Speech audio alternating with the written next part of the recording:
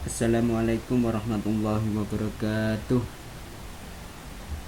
Anak-anakku sekalian yang saya sayangi dan saya banggakan, semoga kita selalu dalam iringan ridho Allah dan lindungannya, sehingga apa yang kita cita-citakan dan apa yang kita harapkan bisa mudah tercapai.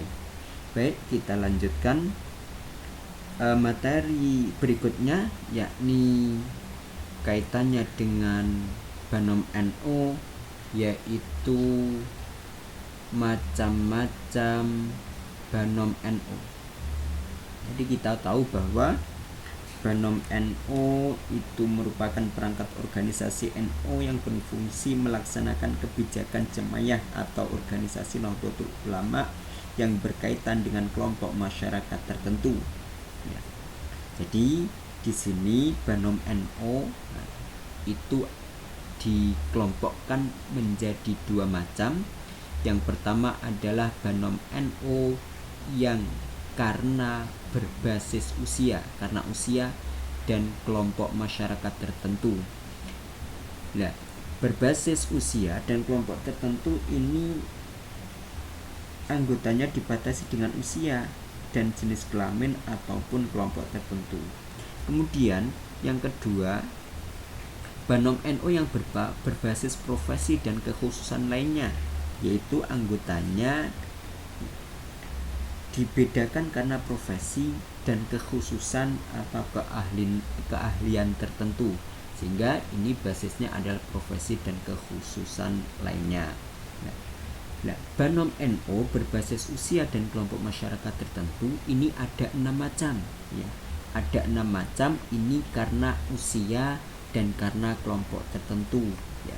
Yang pertama adalah IPNU atau Ikatan Pelajar Nahdlatul Ulama, ya. Nah, Ikatan Pelajar Nahdlatul Ulama ini merupakan badan otonom yang menghimpun kaum pelajar dan santri laki-laki. Ini laki-laki kalau IPNU, ya. Laki-laki NU yang maksimal berusia 30 tahun. Jadi maksimal usianya 30 tahun. Nah, organisasi atau Banom ini fokus programnya pada pembinaan kaum pelajar yang tentunya untuk menyiapkan generasi kedepannya kelak supaya berperan di masyarakat pada saat mereka dibutuhkan. Hikmahnya di situ. Kemudian punya saudara perempuan namanya IPPNU, ya, atau disebut dengan Ikatan Pelajar Putri Nahdlatul Ulama. Sebenarnya ini sama, cuma yang membedakan adalah karena keperempuannya. Jadi kalau IPPNU yaitu badan otonom yang menghimpun kaum pelajar dan santri perempuan, usia maksimalnya itu adalah sama halnya dengan IPNU, yaitu 30 tahun. Nah, badan otonom ini, IPPNU ini khusus untuk kaum pelajar yang berjenis kelamin perempuan saja, ya. Kemudian punya kakak namanya PMII atau Pergerakan Mahasiswa Islam Indonesia. Nah, PMII di sini yaitu badan otonom yang batas usianya sama, yaitu 30 tahun, ya, seperti halnya IPNU ataupun IPPNU, ya. Khusus untuk kaum pelajar yang khusus di sini adalah untuk mahasiswa Nahdlatul Ulama. Kemudian punya kakak namanya GP Ansor atau Gerakan Pemuda Ansor.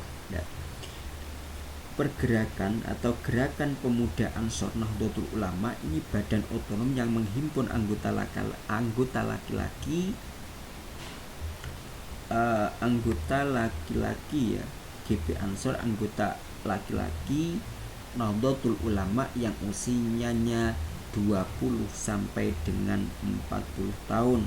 Sesuai dengan sifatnya, GP Ansor fokus programnya pada pembinaan pemuda dalam segala sektor kebutuhan pemuda, sehingga menjadikan pemuda NU ini benar-benar peran sebagai penerus perjuangan bangsa Indonesia.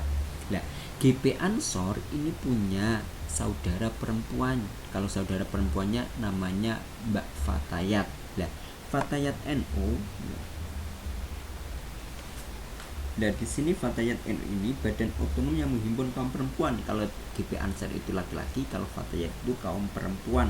Usianya sama, yaitu 20 sampai dengan 40 tahun. Nah, fungsi daripada Fatayat di sini adalah fokus pada pembinaan kader wanita dan penguatan hak-hak kaum perempuan sehingga mampu berperan dalam meningkatkan taraf hidup kaum perempuan, sehingga di Indonesia dalam wacana kehidupan sosial yang konstruktif, demokratif, dan berkeadilan gender.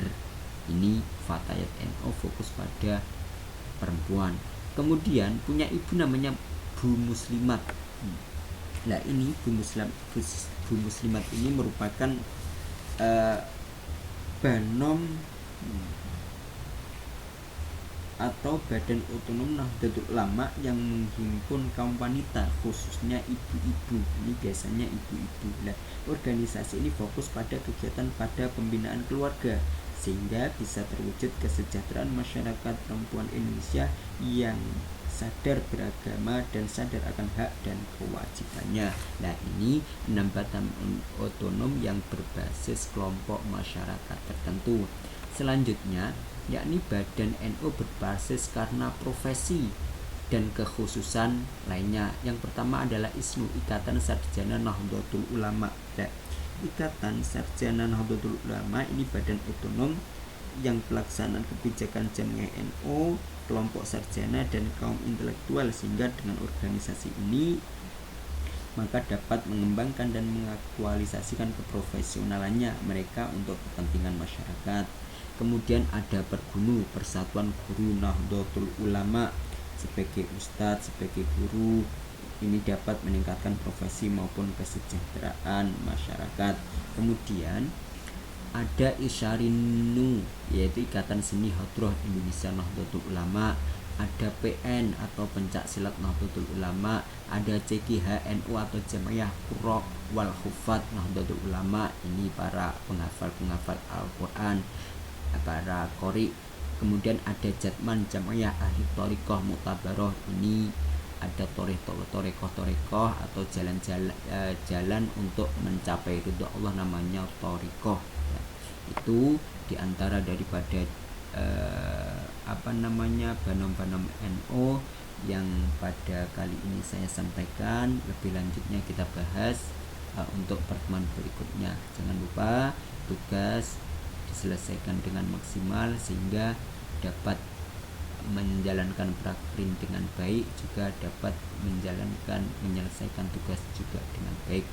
Cukup sekian saya akhiri. Wallahu minkum, wallahu muwaffiq ila aqwamit thoriq, wal afu minkum. Wassalamualaikum warahmatullahi wabarakatuh.